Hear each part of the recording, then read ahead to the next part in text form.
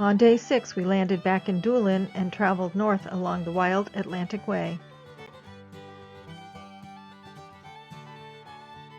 The Wild Atlantic Way is a tourism trail on the west and parts of the north and south coasts of Ireland. It is just over 1,550 miles long and passes through 9 counties and 3 provinces, from Kinsale in County Cork in the south to County Donegal's Inishowen Peninsula.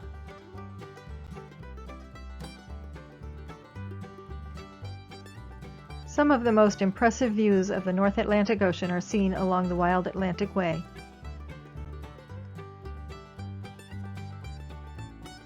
Blackhead Lighthouse was constructed by Robert MacDonald of Galway in 1936. It's a 2-story square building with a glazed lantern.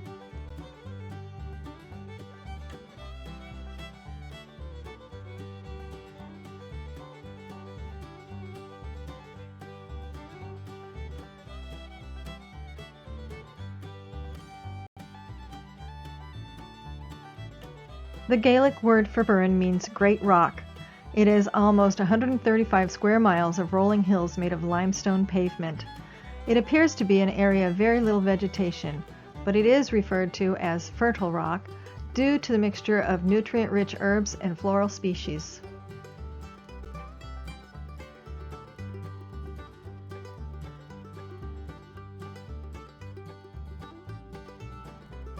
Dungaree Castle was built in 1520 by the O'Hynes clan. The tower house sits on the southeastern shore of Galway Bay near Kinvara. The name is derived from the dún of King Gary, the legendary king of Connacht.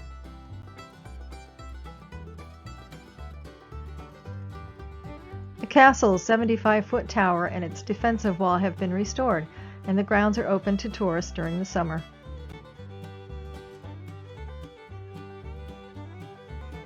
From Dungaree Castle, we continued north, bypassing Galway City, heading for Clifton Castle.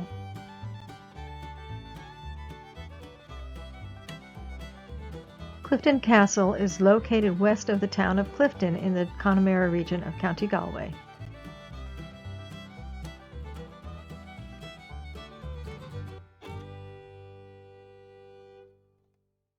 The house was built in the Gothic Revival style about 1818 for John Darcy, a local landowner.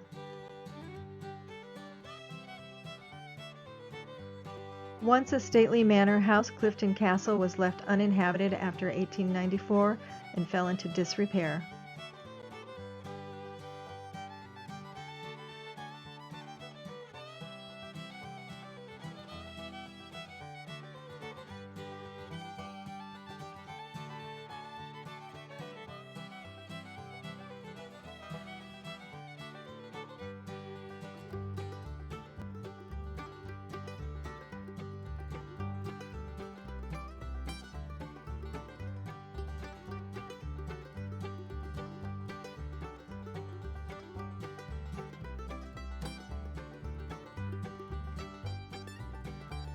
Now we venture north to Westport in County Mayo.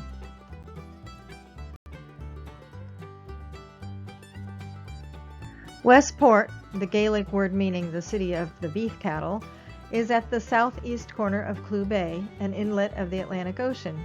It's a popular tourist destination and scores high for quality of life. While we stayed at a bed and breakfast on the outskirts of town, we did walk down to the quay.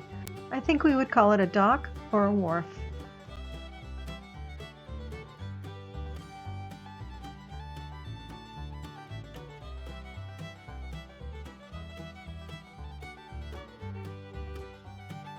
This fish painting is quite interesting, but it did make it difficult for me to enjoy my dinner. It is something, isn't it?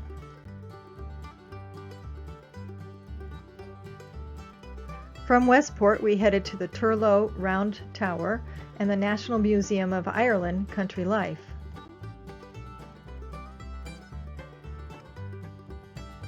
The Turlough Round Tower sits surrounded by a graveyard. It is relatively low at only 75 feet tall.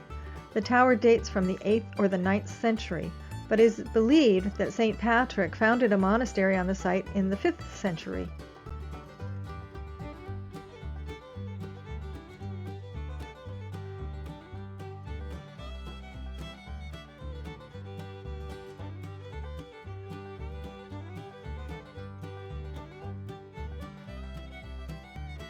On to the National Museum of Ireland Country Life.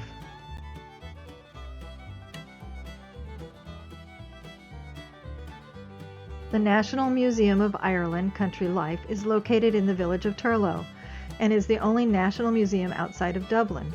It was established in 2001 as part of the National Museums of Ireland.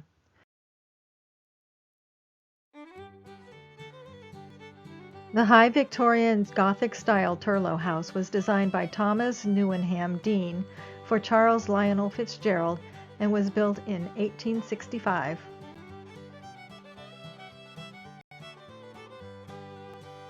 The museum exhibits the way of life of rural Irish people between 1850 and 1950 and is located on the grounds of the Turlough Park House. There are displays about the home, the natural environment, trades and crafts, communities, and working on the land and the water.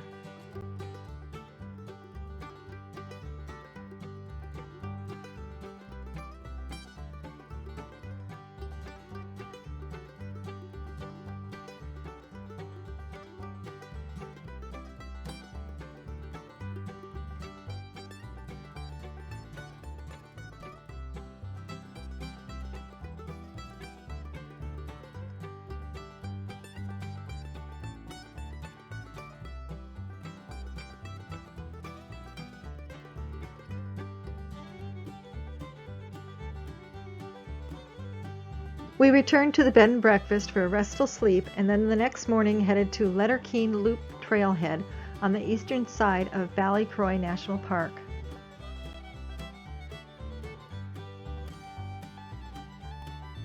Letterkenny Loop Trail begins at a stone building. The 3 loop walks have color-coded signposts, red, blue, and purple. Each of these walks requires a good level of fitness.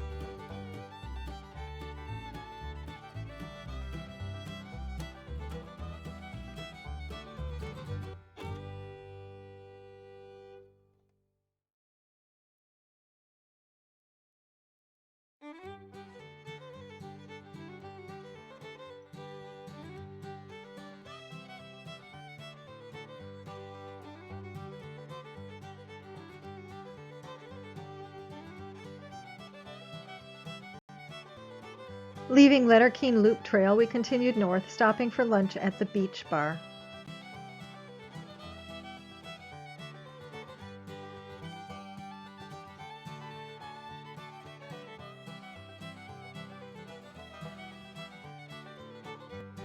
We enjoyed a stroll along the beach after lunch.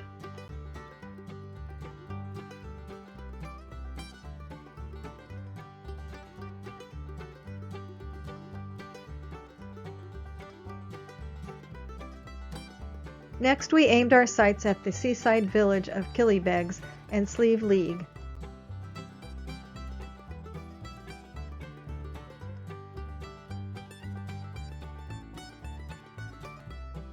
Killybegs is the largest fishing port in the country.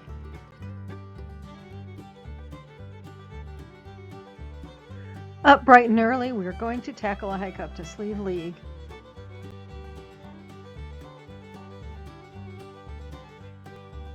At 1,950 feet tall, Slieve League has some of the highest cliffs on the island of Ireland. Although less famous than the cliffs of Moore in County Clare, Slieve League's cliffs reach almost 3 times higher.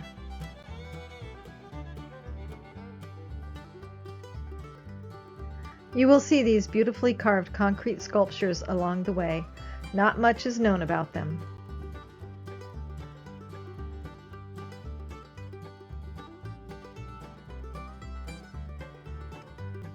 Sheep graze quietly atop the cliffs at Slieve League.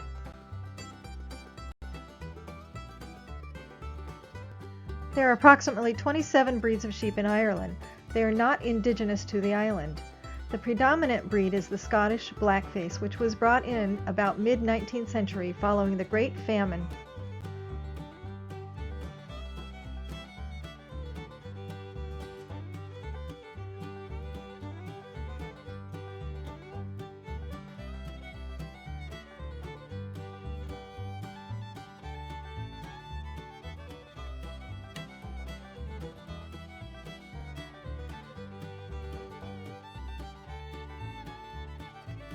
Here we go again. Next stop, Bunbeg.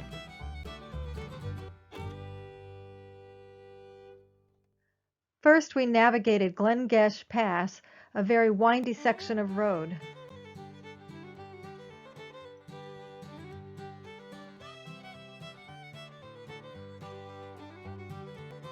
Bunbeg is a tiny village with a pretty harbor and sheltered by cliffs situated at the mouth of the Clady River.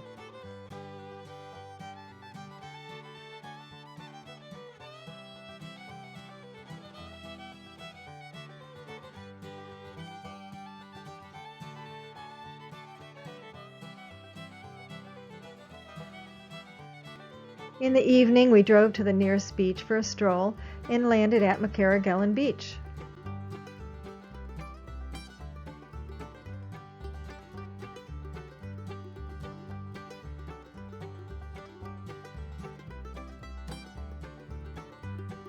This is a shipwreck locally known as Bod Eddy, bod meaning boat in Irish.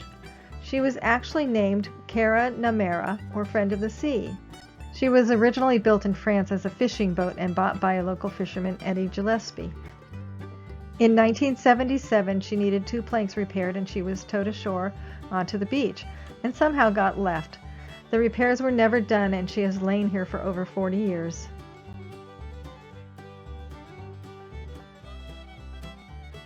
These 2 dogs befriended us as we walked and wanted to play fetch.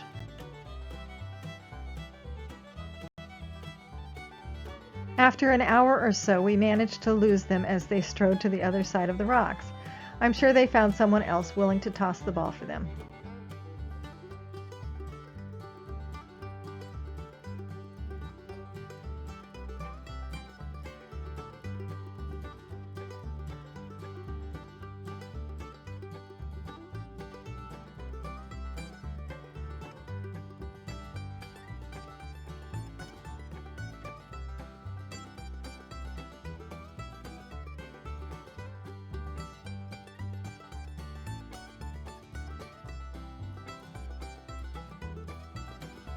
From Bunbeg, we went to Glenview National Park in County Donegal.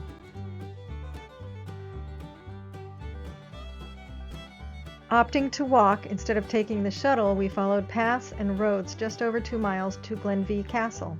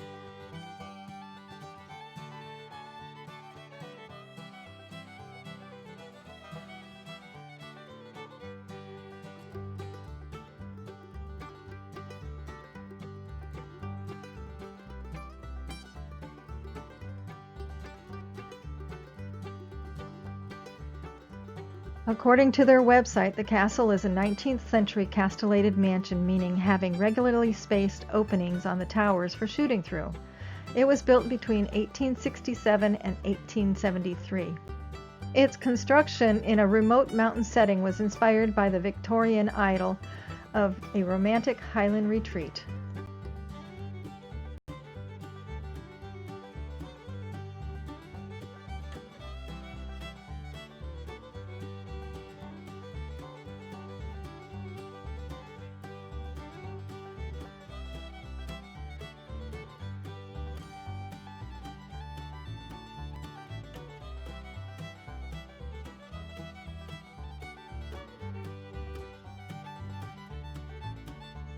Oh, the scones! They serve wonderful scones and Irish tea in the cafeteria.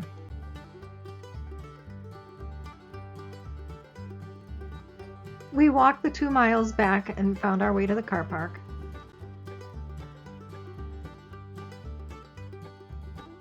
Now on to Malin Head, the most northerly point in Ireland.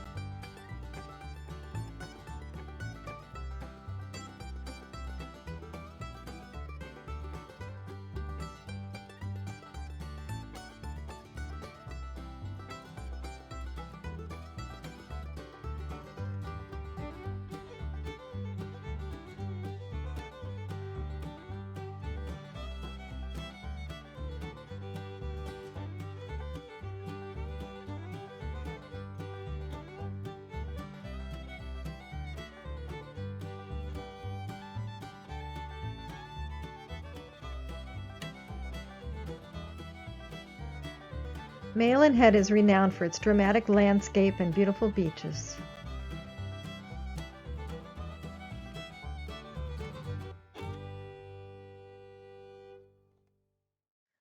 I believe this memorial is to someone lost at sea in this area.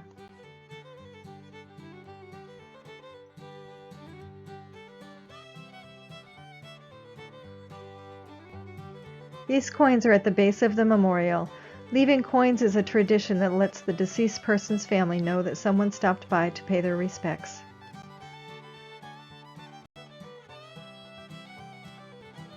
Banba's Crown on the right is a derelict building known as the Tower. It was once used as a signal station connecting Europe and America.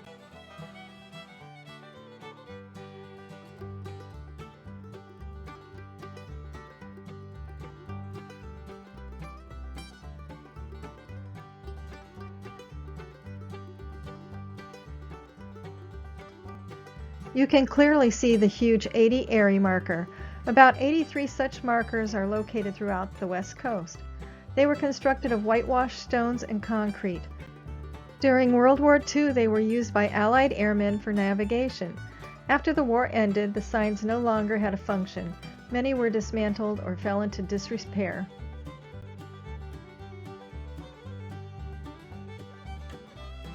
There's a start-finish line painted on the road to signal arrival, departure, for those making the destination of Malin Head as part of any physical challenge like biking or hiking, all or part of the Wild Atlantic Way. The journey is most often attempted as a challenge with the goal of raising money for charity. The shortest road distance from Malin Head to Mizzen Head is approximately 354 miles.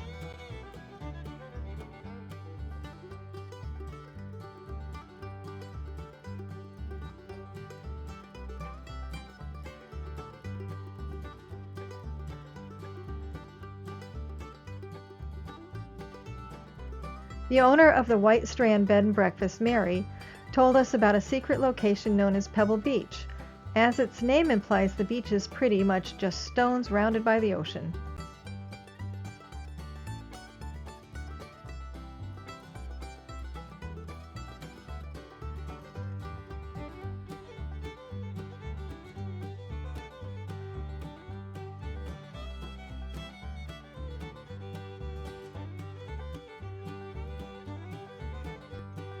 Be sure to watch part 3.